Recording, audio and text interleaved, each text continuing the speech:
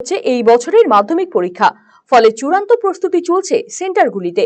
গাজল শ্যামসুখী বালিকা শিক্ষা নিকেতনের ভারপ্রাপ্ত প্রধান শিক্ষিকা অঞ্জু অধিকারী জানিয়েছেন, তাদের বিদ্যালয়কে মাধ্যমিকের সেন্টার হয়েছে। এই সেন্টারে Moyna high school, Amsol high school, Gajol Ramchandra Saha বালিকা উচ্চ বিদ্যালয়ের ছাত্রছাত্রীরা মাধ্যমিক পরীক্ষা দেবে। মোট 761 জন ছাত্রছাত্রী পরীক্ষা দেবে এই সেন্টারে। সেই জন্য শনিবার এবং রবিবার স্কুলের পরীক্ষা চূড়ান্ত পর্যায়ের প্রস্তুতি চলে। পরীক্ষা পর্ব নির্বিঘ্নে রাখতে সব ধরনের ব্যবস্থা নেওয়া হয়েছে।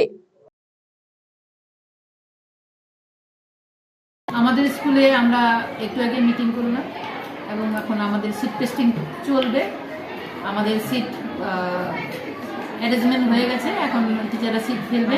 আমাদের এখানে আমশোল হাই স্কুল, ময়না হাই স্কুল এবং রামচন্দ্র সাহা বালিকা বিদ্যালয় সিট পড়েছে।